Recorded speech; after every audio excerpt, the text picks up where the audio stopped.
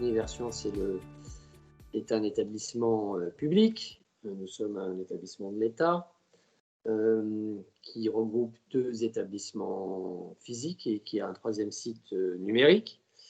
Le premier établissement physique, c'est la Cité des Sciences et de l'Industrie, que nous venons de fermer au public il y a quelques semaines maintenant pour un certain nombre de mois et d'années. C'est le Palais de la Découverte, qui est dans le Grand Palais, dans le 8e arrondissement, vous savez où il est. Et notre 3e site, qui est plus récent, qui est un site totalement numérique, qui s'appelle leblob.fr, qui est un site, une plateforme multimédia essentiellement vidéo, en langue française, mais il y a aussi un peu d'anglais, pour les adultes, mais il y a aussi un peu de choses pour les enfants, sur l'actualité scientifique, technique, industrielle et l'innovation, qui est la première plateforme en langue française de vidéo.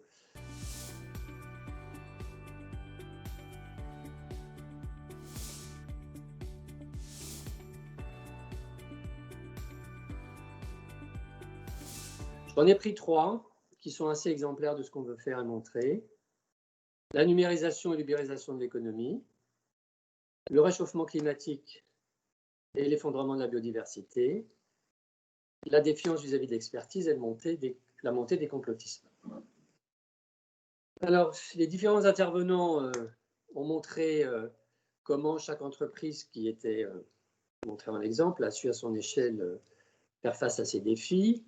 Je reprendrai quelques exemples particulièrement frappants. Repenser l'entreprise en instaurant un management par la confiance et en orientant les bénéfices vers des investissements durables. On y reviendra parce que la durabilité, elle est autant sociale qu'environnementale. Je pense à la Maïf, entreprise à mission. Deuxième tendance ou phénomène qui était d'accroître la recherche en matière de recyclage de nos déchets en utilisant des matériaux moins polluants, plus isolants. Une dimension importante mise en avant par Madame Biadati d'IBM qui était de la formation des jeunes et des moins jeunes au métier de demain. 375 millions de travailleurs devront changer de métier d'ici 2030, nous a-t-on expliqué, ce qui donne un peu l'ampleur du problème. Et puis enfin, je retiens aussi l'optimisation de notre gestion de l'énergie générée par numérique, afin de limiter l'impact de son essor sur l'environnement. Alors, autant d'initiatives fondamentales qui ont rappelé l'importance de la participation des entreprises à un effort collectif. Ça va sans dire, mais je préfère le rappeler. Alors nous, comment nous nous positionnons dans cet espace, dans cet environnement? Même dans ce moment, j'aurais tendance à dire que 2020 ouvre le moment des centres de sciences. Le moment des centres de sciences, pourquoi? Parce que l'ensemble des grandes questions de l'économie, j'ai rappelé tout à l'heure, où l'ensemble des grandes questions sociales passent par les centres de sciences. Ou autrement dit, les centres de sciences peuvent contribuer au débat sur ces sujets, peuvent contribuer à éclairer le public, peuvent contribuer à apporter un éclairage. Je pense qu'en cette fin d'année 2020, on n'a jamais autant pensé que les centres de sciences pouvaient être utiles à la société, nous le savons, mais je dois dire que nous sommes assez heureux que la loi de programmation pluriannuelle de la recherche, qui vient d'être, qui est en cours d'adoption définitive par le Parlement, si ce n'est pas déjà fait, vient pour la première fois de poser un certain nombre de principes majeurs pour nous. Le premier étant que 1% des budgets de recherche doivent être consacrés à la communication scientifique. C'est évidemment des moyens pour ceux qui en font, comme nous, et nous ne sommes pas les seuls, mais c'est surtout une marque de reconnaissance importante pour nos activités et pour non seulement la production du savoir, mais aussi sa diffusion, son savoir et sa mise en débat. Une deuxième avancée dans la loi de programmation pluriannuelle de la recherche, c'est l'obligation faite aux établissements d'enseignement que chaque enfant, au cours de sa scolarité, vienne en visite dans un centre de sciences. Ce sont 2 marqueurs importants qui sont autant techniques que politiques pour dire l'importance de l'éducation au plus jeune âge et l'importance de la place de la communication scientifique dans le débat. On a bien vu, je vais y revenir, à la lueur des échanges médiatiques, politiques sur la Covid, combien les clés de compréhension de ce qu'était la recherche étaient indispensables. Alors, je vais reprendre les 3 thèmes que je vous ai indiqués tout à l'heure par ordre. Le premier, c'est la numérisation et l'ubérisation de l'économie. Alors, comment se positionner face à un tel sujet? Alors, pour nous, le numérique, c'est 3 choses. Le numérique, c'est d'abord une science. Rappelons-le, ce sont des sciences d'ailleurs, les sciences du numérique. On est parti de l'informatique, aujourd'hui on parle d'informatique et de sciences du numérique. Ce sont des sciences importantes qui ont évidemment qui se sont développées depuis le milieu du siècle dernier, qui ont pris une importance phénoménale, assis en particulier sur la mathématique, mais pas que. Michel, au Collège de France, il y a un institut, c'est sans doute un des plus beaux legs du plan calcul, c'est l'INRIA, hein, l'Institut national de la recherche en informatique et en automatique. Tout ce qui reste du plan de calcul, mais signé avec ça, ce serait déjà formidable. Et donc, nous avons consacré au Palais de la Découverte un espace permanent à expliquer ce que c'était que les sciences du numérique. Pour nous, les sciences du numérique sont les sciences du XXIe siècle. Ce ne sont pas les seules, hein. Il y a d'autres sciences du XXIe siècle, mais en tout cas, ce sont des sciences qu'il était temps de montrer au même rang, au même titre que la physique, la chimie, les sciences de la vie ou les sciences de la Terre. Donc, d'abord, le numérique, il y a de la science. Ensuite, le numérique, c'est un outil, c'est un moyen de faire. Pendant longtemps, nos établissements se sont adressés au public avec des dispositifs qu'on appelait, vous allez sourire parce que ça fleure bon les années 80, des dispositifs électromécaniques. Je ne sais plus si personne emploie encore ce terme d'électromécanique.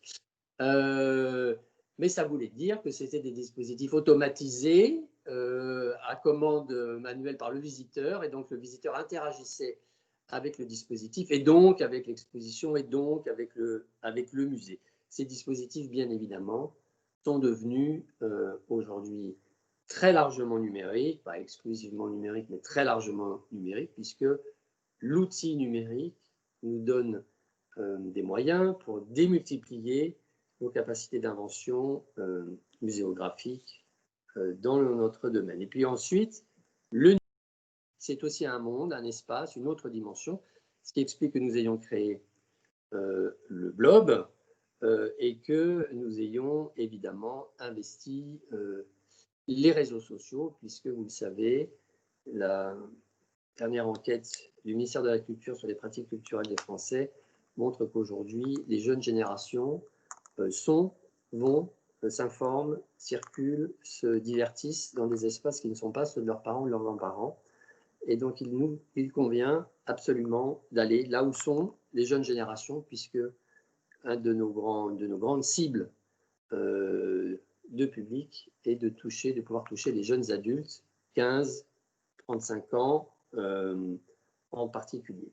Alors, une fois que j'ai dit ça, je peux embrasser plus large en disant que notre volonté sur le numérique, c'est d'expliquer comment, au sens très large du terme, la révolution ou les révolutions sont en train de changer le monde. C'est pour ça que nous avons fait une exposition sur les robots en partenariat permanent, une exposition permanente sur les robots à la Cité des sciences et de l'industrie, en partenariat avec le CNRS en particulier, et pour ce faire réunis, grâce aux efforts de l'Univers Sciences Partenaires et d'Alain et de son équipe, nous avons réuni à peu près tout ce que la France compte d'industriels de premier rang en matière de robotique industrielle et domestique, et montrer à voir à nos visiteurs ce qu'est un robot, ce que ça n'est pas, à quoi ça sert, comment ça fonctionne, quelles sont ses limites, et en quoi, évidemment, il modèle la relation. Nous avons, dans le cadre de la Cité des métiers, puisque la maison, par sa taille, évidemment, dispose d'un certain nombre d'offres différentes. Une Cité des métiers, c'est un endroit dans lequel on vient, en libre service, de manière anonyme, s'informer sur les métiers, la formation, la reconversion. C'est un outil complémentaire du service public de l'emploi, qui est utilisé par toutes sortes de visiteurs d'ailleurs, c'est assez intéressant, soit en conseil individuel, soit en groupe. Et dans ce cadre-là, nous avons développé la formation en ligne aux compétences et aux métiers du numérique via la plateforme d'IBM. Alors dans le futur projet d'établissement de la maison, que nous sommes en train de finaliser, il verra le jour en début d'année prochaine, nous avons identifié un axe important qui est de développer la littératie numérique pour que nous ne perdions personne en route. Il est important de doter chacun, nos personnels mais aussi nos publics, de moyens pour mieux appréhender le monde numérique, ses outils et ses modes de fonctionnement. Alors, ça va se traduire par un certain nombre d'actions nouvelles. J'en citerai une. Nous avons l'habitude que nos bibliothèques prêtent des livres. Puis après ça, ils se sont mis à prêter des disques. Puis après ça, ils se sont mis à prêter des DVD. Il est peut-être temps de penser à la suite. C'est quelles sont les ressources dans le monde d'aujourd'hui qu'une bibliothèque doit populariser et doit fournir. Et nous allons expérimenter du prêt de matériel numérique à la bibliothèque, comme des tablettes par exemple. Ça se fait déjà, hein, on ne sera pas les premiers. Mais l'idée étant d'offrir au plus grand nombre les moyens d'accéder à la connaissance dans le monde d'aujourd'hui, qui n'est plus simplement, évidemment, dans un livre, mais qui nécessite l'appropriation d'un certain nombre d'outils. Puis après ça,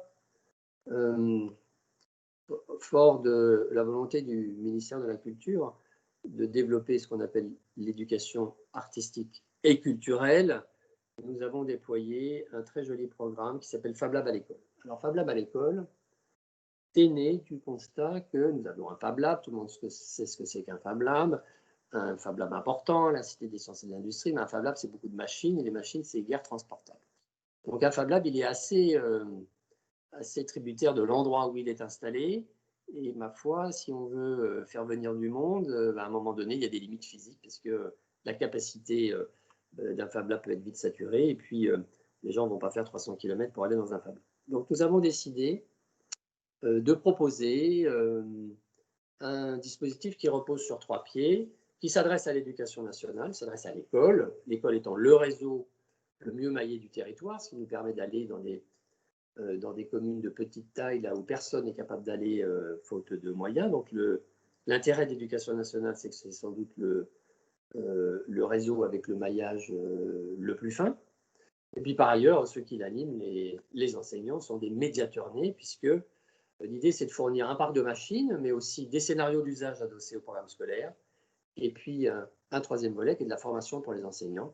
L'idée étant là aussi de favoriser la fabrication numérique, d'acculturer l'ensemble des écoles de France et de Navarre, pas toutes, enfin en tout cas de semer suffisamment de graines pour que la culture numérique se diffuse.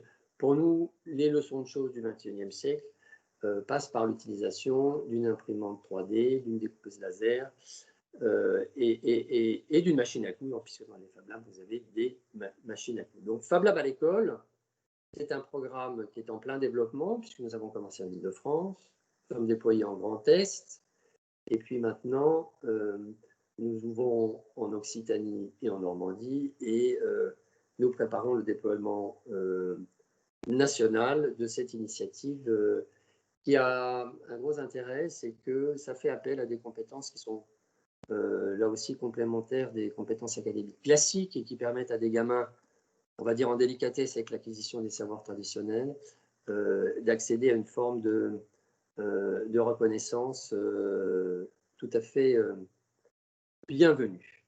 Alors, je dirais aussi que le numérique est de plus en plus intégré à notre offre comme outil, j'en parlais tout à l'heure.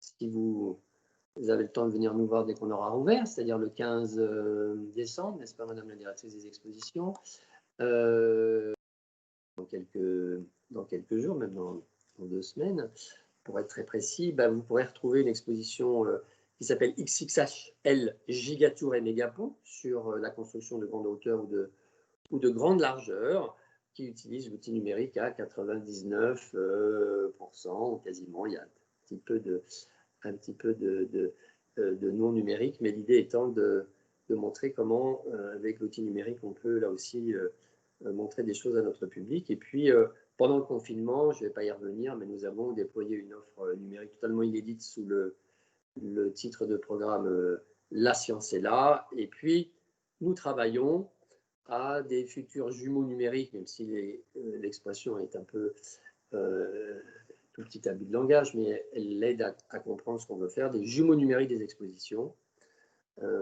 qui sont des moyens de compléter l'exposition, de la prolonger, de nous adresser à des gens qui ne peuvent pas se déplacer ou qui sont trop loin, et qui sont aussi utiles si jamais nous sommes obligés de garder nos portes fermées ou entrouvertes ou pas assez ouvertes. Nous commençons dès la semaine prochaine, puisque notre prochaine exposition temporaire sur le jean, pantalon, l'étoffe, ouvre le 8. Le 8 décembre, vous aurez tous remarqué que c'est avant le 15 décembre. Donc nous ouvrons une exposition virtuellement avant de l'ouvrir physiquement, puisque nous allons pour la première fois faire une inauguration virtuelle. Là aussi, nous nous lançons. L'intérêt de la période, c'est qu'elle stimule notre imagination et notre créativité, et nous lançons un nouveau service au public qui est une visite avec la commissaire d'exposition à distance, en ligne, en petits groupes, et qui permet d'avoir une relation plus directe avec notre établissement, et que nous devenions ainsi un établissement réellement conversationnel. Alors, je pourrais dire encore 1000 choses sur le numérique, mais je vais passer au deuxième thème que j'ai retenu, réellement conversationnel. Alors, je pourrais dire encore 1000 choses sur le numérique, mais je vais passer au deuxième thème que j'ai retenu ce matin, qui est celui du réchauffement climatique et de l'effondrement de la biodiversité. Je dois dire que nous avons la chance à Universcience d'avoir des salariés qui sont dans leur vie intéressés par la marche du monde et qui souhaitent que leur établissement soit pionnier dans de nombreux domaines, et en particulier dans celui-là. Et plusieurs centaines de salariés, sur les plus de 1000 que nous avons, se sont réunis pour réfléchir à la manière dont nous pourrions être pionniers, innovants en matière de lutte contre le réchauffement climatique. Et je vais vous expliquer comment nous entendons nous y prendre. Alors d'abord et avant tout en montrant les choses. C'est-à-dire que notre offre tienne compte de cette thématique. Je ne connais pas de centre de sciences en France ou à l'étranger qui, d'une manière ou d'une autre, ces dernières années ou dans le futur, ne s'intéresse pas à ces thématiques. Tout le monde s'en est ou s'en saisira. Nous avons commencé en rénovant notre exposition sur les océans, qui est à côté de l'Argonaute, notre fameux sous-marin, monument historique maintenant. Et puis surtout, nous venons d'ouvrir il y a quelques semaines, en septembre, une exposition permanente sur le biomimétisme, la bio-inspiration, qui s'appelle Bio-inspirer une autre approche. L'idée étant de montrer comment la nature est un réservoir d'idées, de processus qui peuvent nous aider à résoudre des problèmes que d'ailleurs nous posons à la planète et à la nature. Une très belle exposition qui montre des écosystèmes et leur fonctionnement. Les écosystèmes comme une mangrove, qui a donné du fil à retordre aux équipes techniques de la maison, parce que acclimater une mangrove à Paris 19e dans une serre, ça n'est quand même pas très facile.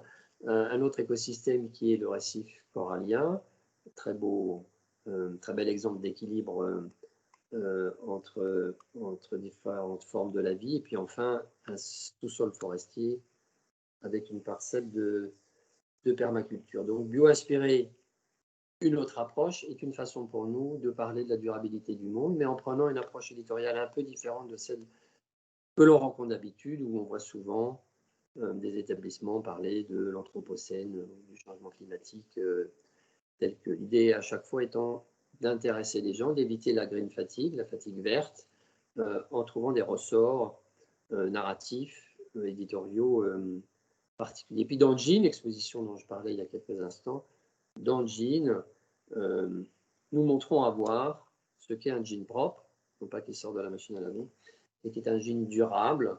Et nous souhaitons tisser ensemble les fils de la responsabilité et du plaisir en expliquant aux gens que quand ils achètent un jean, ils s'en vendent 73 par seconde dans le monde, eh bien, ils ont une action sur les grands équilibres de la planète. Parce que le jean était un formidable marqueur, à la fois historique, mais aussi très contemporain, de la manière dont nous faisons le monde, de la manière dont nous consommons les ressources, de la manière dont nous répartissons la production et la consommation dans le monde. C'est un formidable outil pour comprendre comment nous fonctionnons aujourd'hui, et ce fonctionnement est peut-être résumé par un seul mot: trop, T-R-O-P, trop de tout. Le jean, c'est trop d'étoffes, trop de transport, trop d'eau, trop de produits chimiques. Et l'industrie textile, aujourd'hui, est très investie dans la mutation de sa production, justement pour avoir un jean propre. D'autres choses que nous avons faites sur la durabilité, c'est montrer ce qu'est par exemple la phytoépuration dans les bassins de la Cité des sciences et de l'industrie. Donc là aussi, en recréant des écosystèmes naturels permettant de se passer de produits chimiques dans nos bassins, ou bien tout simplement, mais c'est important en ville, de montrer à quoi servent les abeilles dans des ruches, ou bien à quoi peuvent servir des moutons, ce qu'est un pâturage, et pourquoi le fait qu'un mouton se nourrisse d'air peut être très utile. C'était vrai hier, mais ça l'est aussi aujourd'hui. Donc notre prochain projet d'établissement aura comme pilier aussi la durabilité, évidemment. La durabilité au sens large du terme, durabilité financière, parce qu'il faut que nous trouvions des ressources stables et pérennes pour notre développement. La durabilité en matière de ressources humaines, puisqu'il s'agit de favoriser un recrutement diversifié, accompagner les salariés tout au long de leur carrière, en particulier en seconde partie de carrière, et puis renforcer encore le recrutement, l'accompagnement des personnels en situation de handicap, puisque nous souhaitons être un établissement inclusif. Nous sommes d'ailleurs labellisés Égalité Diversité, une labellisation publique qui permet d'afficher et de mettre en pratique ces valeurs. Alors, sur l'offre, nous allons continuer à creuser le sillon dont je parlais tout à l'heure, et nous avons décidé de montrer une exposition qui devait ouvrir en octobre, puis on l'a reculée de quelques mois. Elle sera montrée au printemps. Il s'appelle, alors son nom de code, son nom de production, c'était Survie.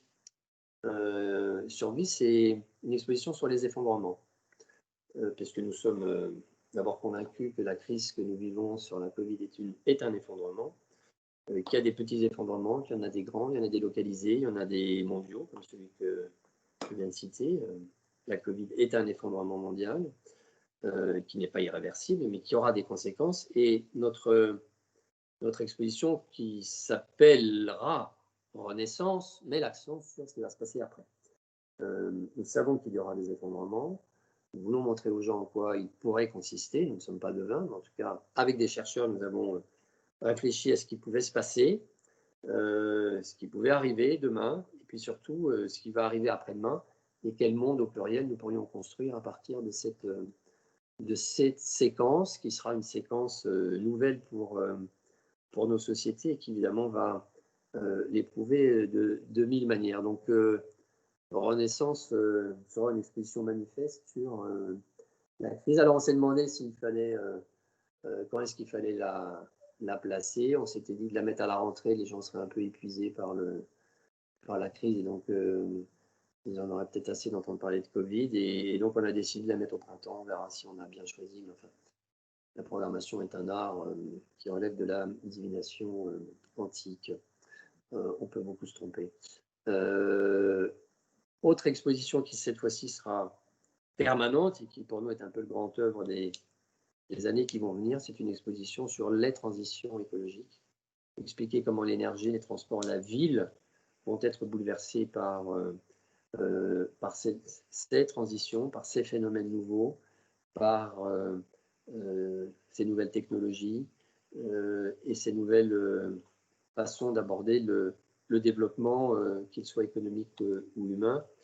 Nous avons confié le commissariat scientifique de cette exposition à Jean Jouzel, que je ne présente pas puisque tout le monde le connaît. Nous sommes très heureux qu'il ait accepté de travailler avec nous. Et puis après ça, être un établissement durable, c'est aussi un établissement non seulement qui parle de durabilité, mais aussi qui montre comment on peut être durable. C'est-à-dire que cette valeur d'exemplarité, nous devons aussi la pratiquer et se pencher sur notre rapport en tant qu'établissement, en tant que productrice, à la société en général. Donc, comment est-ce que on peut être un établissement durable quand on est un centre de sciences? Comme tout le monde, on a fait un bilan carbone et puis on a regardé où est-ce qu'on pouvait agir. Alors évidemment, on peut agir sur le chauffage, on peut agir sur les déchets, ce qu'on fait beaucoup sur la reconversion de nos éléments muséographiques pour jeter le moins possible. On peut travailler à, j'allais dire, des choses évidentes, mais qui ne sont pas faciles, puisque nos bâtiments, en particulier à la Cité, n'ont pas été faits à un moment où on avait une très grande préoccupation en matière de consommation d'énergie. Donc c'est plutôt la Cité, de ce point de vue-là, a des progrès à faire. Mais nous avons constaté, appris, en faisant ce bilan, que la moitié, je fais des arrondis, que la moitié de nos consommations de gaz à effet de serre étaient dues au déplacement. Alors, déplacement de qui? Un peu des personnels, mais surtout des publics. Ce qui veut dire qu'un musée, son empreinte carbone, sa façon d'être au monde, elle est très liée au nombre de visiteurs. Alors là, c'est un peu compliqué pour nous, parce que plus on a de visiteurs, plus on est content. Donc ça veut dire que plus on est content, plus on pollue, ou plus on consomme de gaz à effet de serre. Et donc nous réfléchissons aux moyens d'agir sur ce poste important de gaz à effet de serre que sont les déplacements de nos visiteurs. Alors je ne vais pas dévoiler aujourd'hui les pistes sur lesquelles on travaille, puisque les choses ne sont pas encore totalement stabilisées. Mais en tout cas, nous ne manquons pas d'idées. J'espère que nous pourrons là aussi ouvrir la voie pour expliquer comment un musée de sciences peut s'intéresser au déplacement des gens qui viennent le rencontrer. C'est sans doute une façon un peu nouvelle d'accueillir les gens en leur disant, en fait, vous êtes chez nous dès que vous quittez votre domicile pour venir nous voir. Et puis, l'idée étant, vous l'avez compris, que nous soyons un établissement sobre et que, c'est un objectif ambitieux que nous nous fixons, que nous tendions vers la neutralité carbone à échéance de 5-10 ans.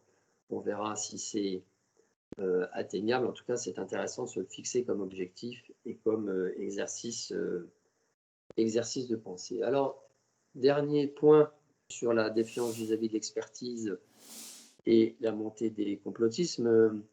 L'intérêt de la crise actuelle, c'est qu'elle a montré la forte prégnance en France et dans le monde de ce phénomène qui n'est pas nouveau.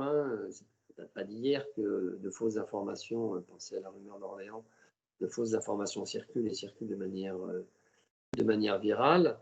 Il est clair que le fait qu'une information fausse circule 6 fois plus vite, ça c'est une donnée scientifique.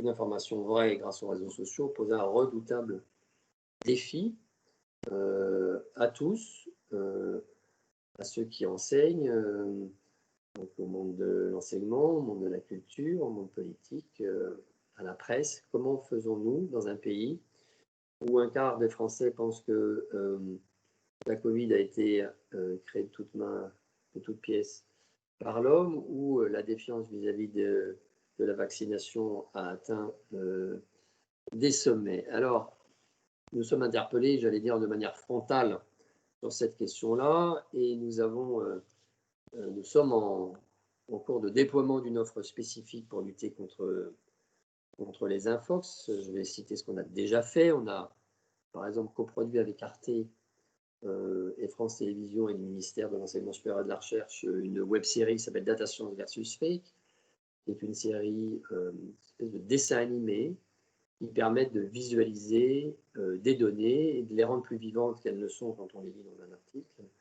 C'est une série à succès qui a d'ailleurs reçu un prix de l'Association européenne des centres de sciences. Et nous avons sorti un numéro spécial sur la Covid. Nous avons aussi lancé une série de conférences en ligne sur la Covid pour réfléchir à la question qui se pose à nous. Et puis enfin, nous sommes en cours d'élaboration d'outils pour contrer les infox dans ce domaine spécifique. Mais évidemment, l'esprit critique, sa culture sont pour nous là aussi un des axes du futur projet d'établissement. Et nous avons plusieurs idées, sans doute envie de doter la maison d'un baromètre de l'esprit critique, de quoi on parle, de développer des médiations sur l'esprit critique, de mettre à disposition en ligne une batterie d'outils comme ce qu'on pourrait appeler par exemple des questions de science qui permettent à tout un chacun de vérifier les choses par lui-même. L'idée étant, dans un monde où l'information est partout, en différence avec le 19e siècle, ou même le 20e, où le savoir était dans les universités, dans les bibliothèques. Aujourd'hui, le savoir, il est dans les terminaux qu'on utilise tous les jours. On baigne dans l'information. Et un centre de science, il ne doit plus être celui qui donne de l'information, parce qu'elle existe, l'information. C'est l'air ambiant. Un centre de science, c'est un média filtrant. C'est quelqu'un qui aide à filtrer ce qui relève de la science et ce qui n'en relève pas, et qui permet aussi de donner aux gens des outils cognitifs pour repérer leurs biais. Il faut s'entraîner à l'esprit critique, c'est une gymnastique. Nous sommes des êtres infiniment crédules, nous adorons croire ce qu'on a envie de croire, nous adorons prendre pour vérité ce qui nous rassure, nous adorons réécrire le passé, autant de phénomènes bien connus, où c'est un piège. La science progresse énormément sur ces questions-là, et nous allons pour le Palais de la Découverte pendant les travaux ouvrir une exposition qu'on a coproduite avec nos collègues de Toulouse et de Bordeaux, qui va s'appeler tout simplement, cette exposition itinérante, Esprit critique, détrompez-vous. Il faut entraîner les gens à l'esprit critique. Nos trois manières de parler des sciences qui sont voir, je montre des choses, toucher, j'offre à toucher des dispositifs numériques, ou bien faire dans un Fab Lab, soit dans une école ou chez nous. Ce sont trois dimensions majeures de notre intervention vis-à-vis du public. Je crois qu'on est là aussi, le tableau que j'ai dressé ce matin est un peu gris, voire un peu noir, un peu hivernal, un peu automnal. Il faut aussi qu'on donne du plaisir, de l'envie, qu'on suscite la curiosité, et puis qu'on regarde ailleurs. C'est sans doute le sens de notre participation assez active à la saison culturelle qui vient de s'ouvrir sur l'Afrique, Africa 2020, pour aller voir que d'autres, sur des thématiques semblables, inventent différemment, de manière complémentaire à nous. Et donc l'ouverture aux autres est, je pense, un impératif dans ces temps de difficultés, on va dire ça comme ça.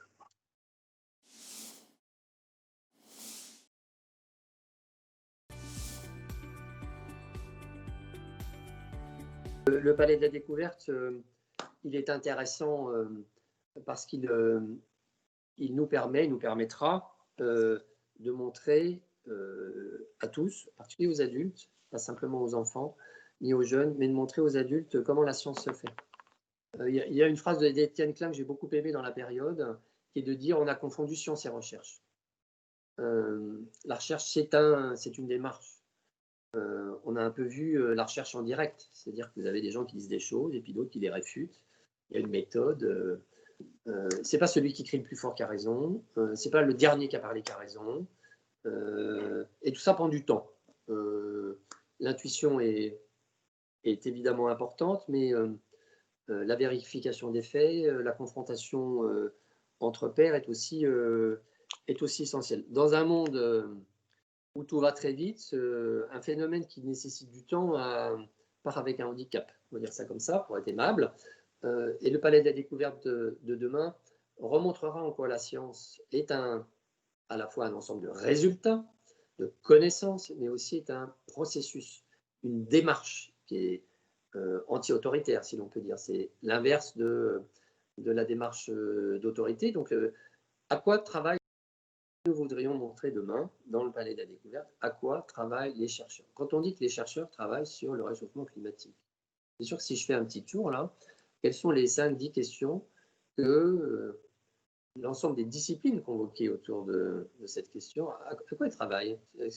C'est quoi les sujets aujourd'hui sur lesquels nos chercheurs travaillent? Ben, écoutez, finalement, on ne le sait que peu. On sait ce que les scientifiques nous disent sur l'état de la planète, mais nous souhaitons montrer comment la recherche fonctionne, ce sur quoi elle travaille, et donc finalement à quoi elle sert. On voudrait aussi montrer que la science peut être débattue, et que non seulement les chercheurs doivent parler à la société civile, ça c'est ce que nous faisons, mais aussi que la société civile doit parler aux chercheurs. Et nous voudrions être un endroit où des questions sont aussi posées à la science par le grand public. C'est-à-dire que nous ayons un dialogue dans les deux sens et que nous fournissions finalement un outil, une matrice dans laquelle puissent se nouer des débats entre experts, mais pas que, où chacun puisse rentrer avec des questions, puisse les poser, avoir des réponses et surtout avoir envie d'aller plus loin. Nous ne perdrons pas de vue notre objectif qui est de susciter des vocations, expliquer quels sont les résultats de la recherche, mais vraiment de faire comprendre à tous que la science obéit à une méthode éprouvée, collective, non autoritaire, faite d'aller-retour, de tâtonnements, d'essais-erreurs, et que c'est cette méthode qui nous permet de mieux comprendre le monde dans lequel nous vivons. Alors pendant les travaux du Palais de la Découverte, nous ne resterons pas les bras croisés, outre l'exposition dont j'ai parlé il y a 5 minutes, l'exposition itinérante Esprit critique, détrompez-vous. Nous ouvrons au printemps prochain une structure éphémère, temporaire, qui s'appelle Les Étincelles du Palais des Découvertes, dans le 15e arrondissement de Paris, dans les jardins André Citroën, qui nous permettra d'accueillir notre public et d'entretenir, j'allais dire, le dialogue avec lui, parce que ce n'est pas qu'une figure de style. La caractéristique centrale de l'offre du Palais des Découvertes, c'est une offre qu'on appelle de médiation humaine, qui est que les gens viennent assister à des démonstrations en direct et ont en face d'eux non pas des dispositifs inhumains ou ahumains, mais ont en face d'eux des médiateurs, des hommes et des femmes qui sont là pour à la fois leur montrer des choses, mais accueillir leurs questions et leur montrer comment on enclenche un raisonnement par soi-même. Je pense qu'il y a une chose majeure, c'est que nous ne voulons pas dire aux gens qu'ils doivent. Nous ne sommes pas là pour faire la publicité de quiconque. Nous ne sommes pas là pour, j'allais dire, reproduire la parole des acteurs. Nous sommes là pour la mettre en contexte, nous sommes là pour la discuter, nous sommes là pour créer une instance de dialogue. La seule chose que nous voulons, c'est que les gens, quand ils viennent chez nous, nous accordent le crédit d'être un endroit où qu'on trouve a du sens et a été préalablement analysé.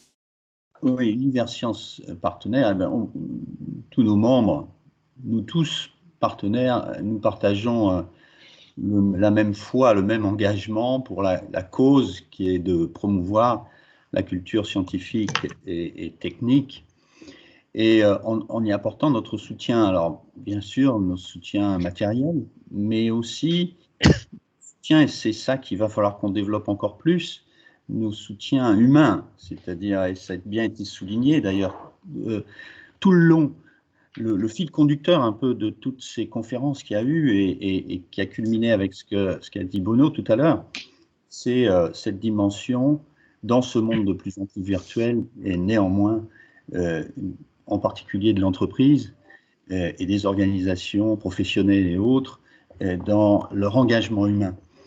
Alors, il y en a plusieurs des engagements qu'on fait déjà dans Univers Sciences Partenaires aujourd'hui, hein, évidemment sur tous les aspects médiation, sur les expos, qu'elles soient permanentes, temporaires, de plus en plus évidemment virtuelles. Et là, il va falloir que, je pense qu'il y a un grand chantier à faire pour qu'on s'implique, nous, Univers Sciences Partenaires, encore plus. Le Blob est magnifique comme forum et un moyen que l'entreprise et les différentes organisations puissent partager un certain nombre de choses. Donc, les expos, il y a un certain nombre de projets qui se passent. Bruno, on a parlé tout à l'heure, la Cité des métiers, évidemment. On a un rôle à jouer, juste pour que nos collaborateurs viennent partager leur passion et parlent tout simplement de leur métier, que ce soit virtuellement, que ce soit en présentiel. Et il y a également à la Cité des sciences et de l'industrie un ingénieur, un projet où, pareil, on peut venir montrer ce qu'on fait concrètement au sein de l'entreprise. Alors, la science, on l'a dit, et Dominique l'a rappelé il y a une seconde, totalement centrale maintenant. Je dirais qu'il y a 3 choses qui sont un peu bouleversantes et clés et qu'il faut qu'on accélère. Et Universcience Partenaires a un rôle à jouer. D'abord, c'est l'interaction entre le public et le privé. Comment fait-on pour savoir mieux se parler? Comment fait-on pour engager le dialogue encore plus? On a parlé de l'entreprise qui a besoin de se montrer dans toutes ses caractéristiques, et en particulier quand elle devient de plus en plus sociale. Et on a eu un bon exemple, merci à la Maïf pour ça. Et comment est-ce qu'on rentre plus dans le débat public d'une façon générale, et qu'on démontre effectivement qu'aussi au sein de l'entreprise, il se passe des choses de citoyens qui discutent entre eux et qui font avancer le débat. L'autre aspect, c'est les aspects d'innovation. Alors, on parle beaucoup de science, évidemment, quand on parle d'innovation, mais pas que. Et dans cette innovation, je dirais le besoin de questionnement que peut nous apporter la science et les méthodologies même. Le fait qu'on sache se poser des questions. Et moi, faisant partie d'un grand groupe international, j'ai toujours trouvé qu'il y avait un petit quelque chose côté français sur une différenciation qu'on a dans cet aspect de questionnement. Alors, quelquefois, on dit c'est le questionnement des râleurs, hein, qui sont jamais d'accord, ou qui remettent toujours tout en cause, hein, jamais satisfaits. C'est un peu d'ailleurs une démarche scientifique quelque part, où on va chercher plus loin, on se tire vers le haut. Quand effectivement le questionnement, c'est pour essayer d'élargir le débat ou de se tirer vers le haut, alors c'est tout à fait bénéfique. Et ça, je pense qu'aussi, l'entreprise a son rôle à jouer. Et évidemment, le forum, l'agora, c'est le musée. Et d'ailleurs, et là, il faut qu'on évolue nous-mêmes et qu'on aide Universcience là-dedans. C'est le musée quand il est physique, hein, forum physique ou virtuel. Mais c'est cet endroit de neutralité qui permet justement ce questionnement sans qu'il y ait de risque j'allais dire de pollution, c'est le mot de rigueur en ce moment, entre tel et tel prosélytisme ou pas. Et donc si on arrive à